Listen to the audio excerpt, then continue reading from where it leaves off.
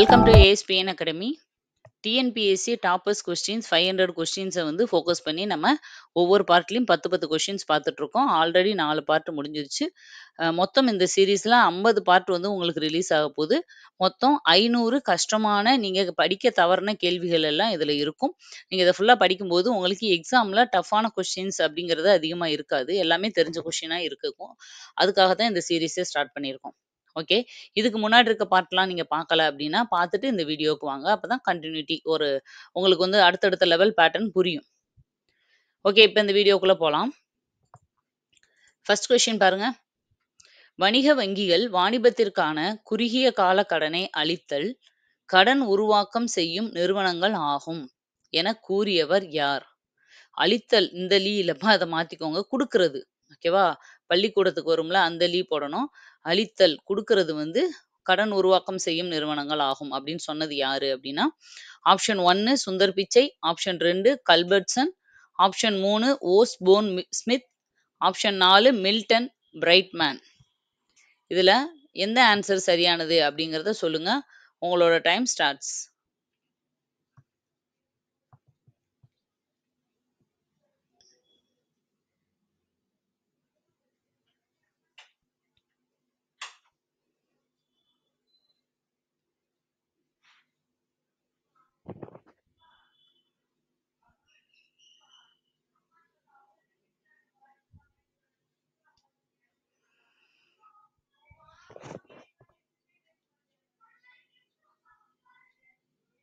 இதுக்கான சரியான ஆன்சர் என்னன்னு பார்க்கலாம்.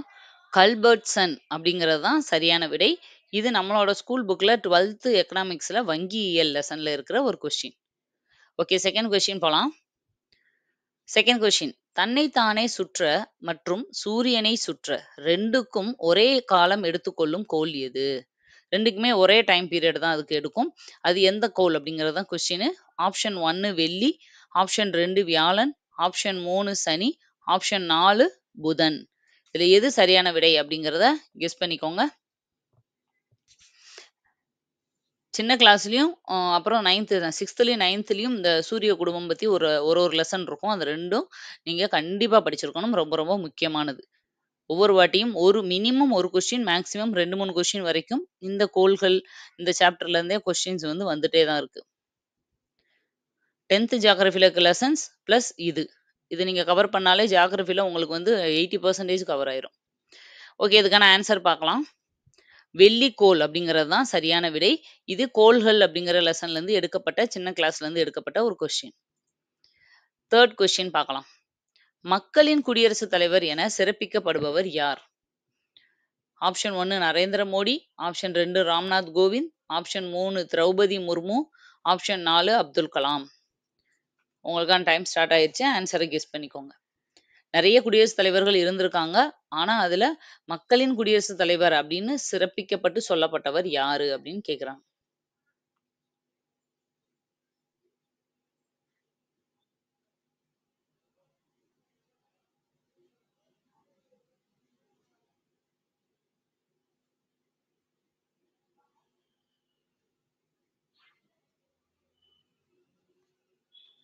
இதுக்கான ஆன்சர் என்னன்னு பார்த்துடலாம். ஆன்சர் வந்து அப்துல் கலாம். இதுல வந்து உங்களுக்கு இங்க ஜிகே அப்படின்னு கேட்கறதுனால நீங்க அப்துல் கலாம்னு கெஸ் பண்ணியிருக்கலாம். பட் ஓவராலா எக்ஸாம்ல வரும்போது கன்ஃப்யூஸ் ஆகும். ஒருவேளை இது கரண்ட் அஃபேர்ஸ் கொஸ்டினா இருக்குமோ, லேட்டஸ்டா நரேந்திர மோடிக்கு மக்களின் சோ இதுன்னு குடுத்துருப்பாங்களோ அப்படின்னு. ஆனா அவர் பிரதமர். அதனால மக்களின் பிரதமர்ன்னு கேட்டிருந்தா கூட நீங்க அப்படி யோசிக்கலாம். இது வந்து என்னது? குடியரசுத் தலைவர்ன்னு கேட்டிருக்கிறதுனால இது அப்துல் கலாம். இது நம்ம ஸ்கூல் புக்ல இருக்க கன்டென்ட். இது வந்து ரொம்ப வருஷத்துக்கு முன்னாடியே அவரு குடுத்த பேரு. அதனால இத மறக்காதீங்க எப்பயுமே. இது எந்த இதுலருந்து எடுக்கப்பட்டதுன்னா, பாலிட்டில சமத்துவம் பெறுதல் அப்படின்னு சின்ன கிளாஸ்ல ஒரு லெசன் இருக்கும். அதுலருந்து எடுக்கப்பட்ட ஒரு கொஸ்டின். 4th கொஸ்டின் பாருங்க. சட்டமும் விதிமுறைகளும் மக்களுக்காகவே ஏற்பட்டவை. சட்டத்துக்காகவும் விதிமுறைகளுக்காகவும் மக்கள் இல்லை என கூறியவர் யார்? Option 1 Ambedkar, option 2 Kamarajar, option 3 காந்தியடிகள், ஆப்ஷன் 4 சுபாஷ் சந்திர போஸ். இந்த 4 பேர்ல யாரு இந்த கோட் சொன்னாங்க அப்படிங்கிறது. சட்டத்த பத்தினது.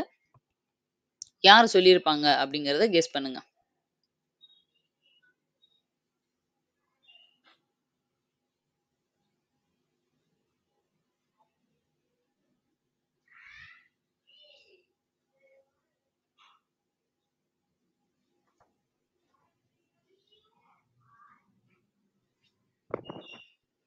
இதுக்கான சரியான விடை என்னன்னு பார்க்கலாம்.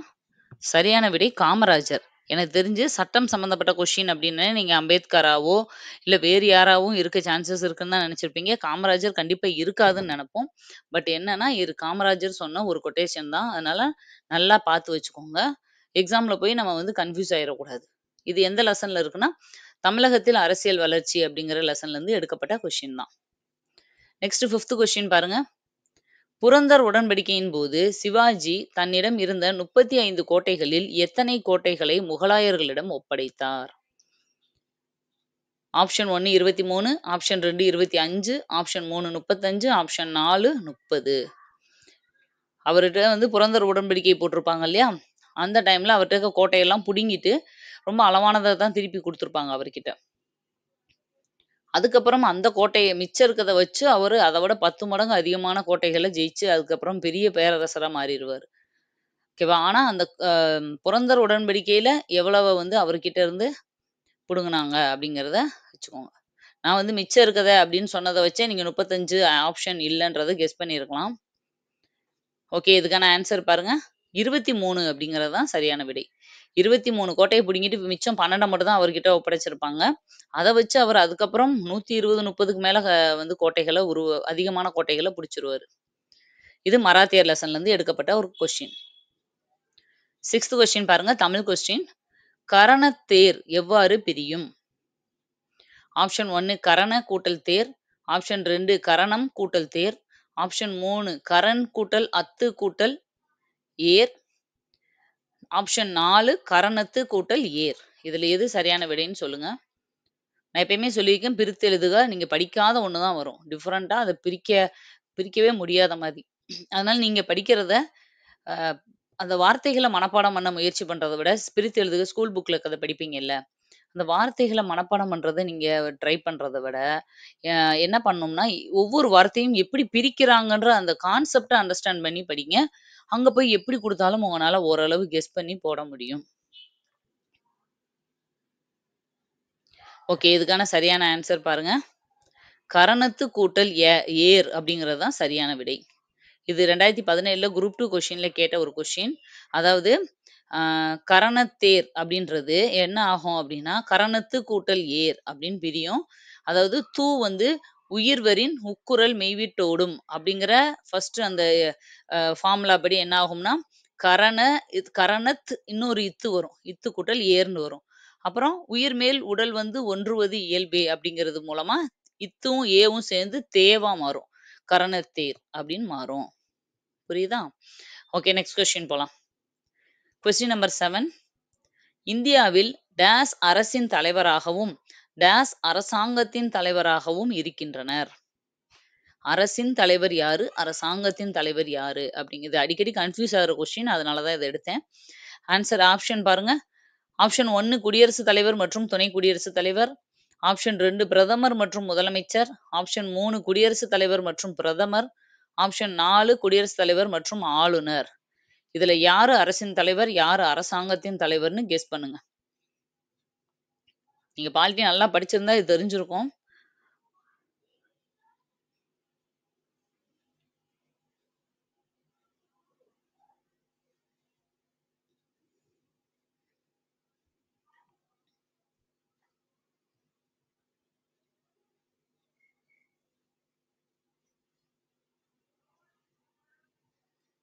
ஓகே, இதுக்கான சரியான விடை என்னன்னு பார்க்கலாம். குடியரசுத் தலைவர் மற்றும் பிரதமர். அதாவது அரசின் தலைவர்னா குடியரசுத் தலைவர், அரசாங்கத்தின் தலைவர்னா பிரதமர். அப்படின்னா என்ன அர்த்தம்? அரசின் தலைவர் நிர்வாக முறையில சட்டப்படி தலைவர் அப்படி இருக்கிறவர் யாருன்னா குடியரசுத் தலைவர் இருப்பார். ஆனா அவர் பெயரளவில் தான் தலைவர். ஆனா அரசாங்கத்தின் தலைவர், இந்த அரசாங்கத்துக்கே தலைவர் யாரு? உண்மையான அதிகாரம் யாருகிட்ட இருக்கும் அப்படின்னா அது பிரதமர் கிட்ட. அதனால இவர் அரசு வழியா அவர் தலைவர்.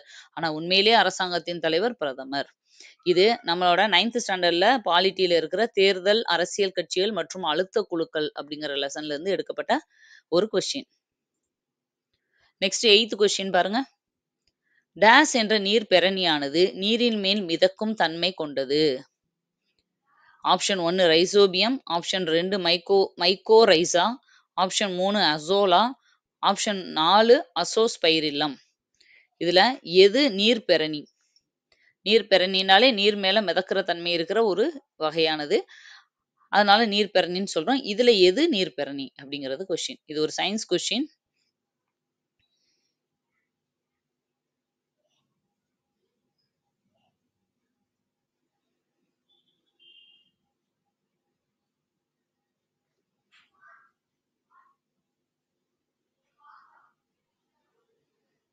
இதுக்கான சரியான விடை வந்து அசோலா அப்படிங்கிறது தான் சரியான விடை.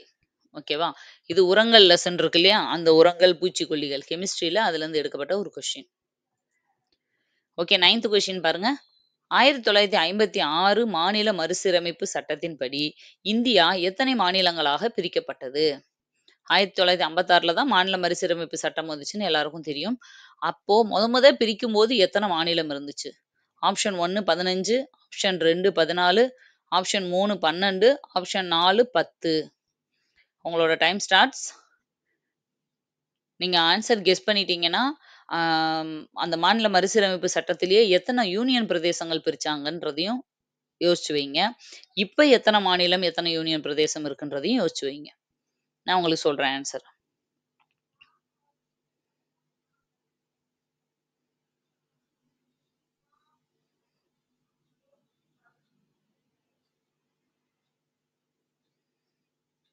ஓகே. இதுக்கான சரியான விடை வந்து 14 அப்படிங்கிறது தான் சரியான விடை.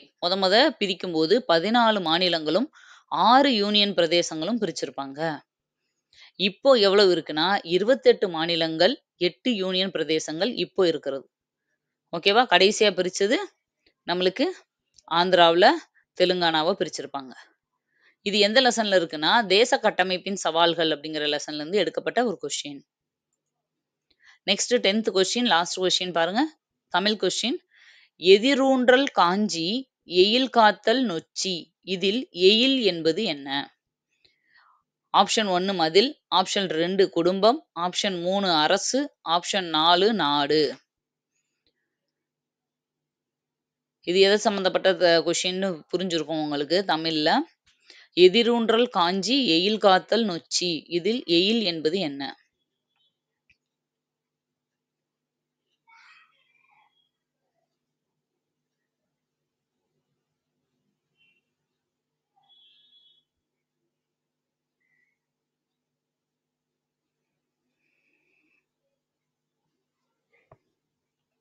ஓகே. இதுக்கான விடை என்னன்னு பார்க்கலாம். அதாவது காஞ்சி, நொச்சி, வஞ்சி, காஞ்சி இப்படின்னு நம்ம படிப்போம்ல திணைகள். அதுதான் வந்து இதுல குடுத்துருக்காங்க. இது என்னன்னா, எதிரூன்றல் காஞ்சி. எதிர்த்து ஒரு இத வந்து சண்டை போடுறது காஞ்சின்னா, அதுக்கு ஆப்போசிட்டா தன்னுடைய கோட்டை சுவர்கள, தன்னோட மதில காக்குறதுக்கு பேரு தான் நொச்சி. அப்படிங்கிறது தான் இதுல குறிப்பிட்டிருக்கு. அப்ப எயில் அப்படின்னா மதில் அப்படிங்கிறது தான் சரியான விடை. மதில் காத்தல் அப்படிங்கிறது தான் அதுல குறிப்பிட்டிருக்காங்க. இது 2017ல குரூப் 2ல கேட்ட ஒரு கொஸ்டின். ஆனா அதுல எப்படி கேட்டிருப்பாங்கன்னா, எயில் காத்தல் அப்படின்றது எது பத்தினது அப்படின்னு சொல்லிட்டு ஆப்ஷன்ல மதில் காத்தல்னு குடுத்திருப்பாங்க. அத பார்த்தாலே கண்டுபிடிச்சுருவோம் மதில் காத்தல்னு. ஏன்னா மத்தது எல்லாமே வேற வேற மாதிரி இருக்கும் ஆப்ஷன். ஆனா நான் அத கொஞ்சம் ட்விஸ்ட் பண்ணி எயில்னா என்ன அப்படின்னு உங்கட்ட கேட்டிருக்கேன். அவ்வளோதான் டிஃபரன்ஸ். ஓகே. இதுல இருக்க 10 கொஸ்டின் முடிஞ்சிருச்சு. உங்களோட ஸ்கோர் அடிப்படையில நீங்க எவ்வளோ ஸ்கோர் பண்ணியிருக்கீங்கன்றத பார்த்துக்கோங்க. ஒருவேள கம்மியா இருந்தா அதுக்கு மேல அடுத்தடுத்து ஸ்டெப் பை ஸ்டெப்பா போணும்னு பாருங்க. நீங்க வந்து ஒரே நாள்ல நாளைக்கு இன்னைக்கு 6 மார்க்கா, நாளைக்கு 7 மார்க், அடுத்த நாள் 8 மார்க் போயிருக்கணும் அப்படின்னு நெனைக்காதீங்க. நாள் வாங்குனத விட கம்மியாக கூடாது. இப்போ நான் 5 எடுத்திருக்கேன் அப்படின்னா, தொடர்ந்து நான் 5லயே இருந்தா கூட பரவால்ல. 5 விட 4, 3, 2ன்னு குறைஞ்சுட்டே போக்கூடாது. அத மட்டும் நீங்க பார்த்துக்கோங்க. அந்த 5லயே நான் 1 வாரம் இருக்கேன், 10 நாள் இருக்கேன்னா தப்பு இல்ல. 1 வாரம் 10 நாள் கழிச்சு கொஸ்டின கொஞ்சம் 6 மார்க் எடுக்கிற மாரி இம்ப்ரூவ் பண்ணுங்க. அடுத்து கொஞ்ச நாள் கழிச்சு 7 எடுக்கிற மாரி இம்ப்ரூவ் பண்ணுங்க. நம்மளுக்கு 50, 60 நாள் இருக்கு. கொஞ்சம் கொஞ்சமா நீங்க பண்ணாலும் 90, 100க்கு வந்துருவீங்க. ஓகேவா? அந்த மாதிரி யோசிங்க. நீங்க டெய்லியும் ஸ்கோர் கூடணும்னு எதிர்பார்த்து, கூடலன்னா அப்செட் ஆகுறது, டென்ஷன் ஆகுறது இதெல்லாம் பண்ணாதீங்க. சரியா? நல்லா ஒரு 1 வீக் 10 டேஸ் பீரியட்ல கொஞ்சம் கொஞ்சமா வந்து ஸ்டெடியா இம்ப்ரூவ் பண்ண பாருங்க. ஓகே. இதோட இந்த வீடியோ முடிஞ்சது. உங்களுக்கு வேற ஏதாவது டவுட் இருந்தாலும், இல்ல இந்த வீடியோஸ்ல ஏதாவது இன்னும் கொஞ்சம் உங்களுக்கு பெட்டர்மென்ட்டா வேணும் அப்படின்றனாலும், எதுவா இருந்தாலும் கமெண்ட்ல சொல்லுங்க. அதுமாரி உங்க ஸ்கோர வந்து கீழ நீங்க வந்து போடுங்க. அது வந்து மத்தவங்களுக்கும் யூஸ்ஃபுல்லா இருக்கும். அம் இது வந்து உங்களுக்கு இன்னும் வேற மாதிரி வேணும், இல்ல வந்து உங்களுக்கு இன்னமும் டஃப்பா வேணும் அப்படின்னு தோணுச்சுனாலும் சொல்லுங்க. ஓகேவா? எதுவா இருந்தாலும் உங்களுக்காக நான் செஞ்சு குடுக்க ரெடியா இருக்கேன். ஆல்ரெடி நான் சொன்ன மாதிரி தான். நம்ம இதுல தனியா டெஸ்ட் பேட்ச் போட்டிருக்கோம். அந்த டெஸ்ட் பேட்ச்ல ஜாயின் பண்றவங்க உங்களுக்கு பிடிஎஃப், வீடியோஸ் எல்லாமே அவைலபிளா இருக்கும். டெஸ்ட்டும் அதிலேயே இருக்கும். நீங்க ஜாயின் பண்ணிக்கலாம். குரூப் 2க்கானது மட்டும் கிடையாது. இப்ப நீங்க ஜாயின் பண்ணட்டா குரூப் 2க்கு. அதுக்கப்புறம் குரூப் 4 வரைக்குமே இது எக்ஸ்டெண்ட் ஆகும். குரூப் 2ல நீங்க ஜாயின் பண்ணி படிச்சுட்டு, குரூப் 4க்கும் நான் எக்ஸ்டெண்ட் பண்ணணும்னு நினைச்சீங்கன்னா, அந்த குரூப் 4 பேட்ச்ல எவ்வளோ அனௌன்ஸ்மென்ட் குடுக்குறோமோ, அந்த ரிமைனிங் இந்த குரூப் 2ல கட்டுனது போக ரிமைனிங் மட்டும் நீங்க கட்டிட்டு குரூப் 4 வரைக்கும் எக்ஸ்டெண்ட் பண்ணிக்கலாம். ஓகேவா? அதனால குரூப் 4 படிக்கிறவங்களா இருந்தாலும் இப்பயே ஜாயின் பண்ணிட்டு, நீங்க உங்களோட அதில இருக்க வீடியோஸ், பிடிஎஃப் கூடுதல் குறிப்புகள்லாம் யூஸ் பண்ணி படிக்க வச்சுக்கலாம் படிச்சுக்கலாம். இப்ப இருந்தே டெஸ்ட் எல்லாம் அட்டெண்ட் பண்ணி கூட நீங்க கொஞ்சம் பார்த்துக்கலாம். உங்களுக்கு வந்து பிராக்டிஸ்க்காக இருக்கும். அது மாரி நம்மளோட வாட்ஸ்அப், டெலகிராம் சேனல்லயும் ஜாயின் பண்ணி வச்சுக்கோங்க. அ புதுசா பார்க்குறவங்க சேனல சப்ஸ்கிரைப் பண்ணிக்கோங்க. கன்டினியூஸா குரூப் 2, குரூப் 4க்கு எல்லா வீடியோஸும் நம்ம இதுல அப்லோட் ஆயிட்டே இருக்கும். ஆல்ரெடி பிளேலிஸ்ட்ல நெறைய மேக்ஸிமம் வீடியோஸ் வந்து கவர் ஆயிடுச்சு. போய் பாருங்க, செக் பண்ணிக்கோங்க. உங்களுக்கு அத பார்த்து நோட்ஸும் எடுத்துக்கோங்க. ஓகே, மறுபடியும் இன்னொரு வீடியோல உங்கள மீட் பண்றேன். Thank you. பாய்.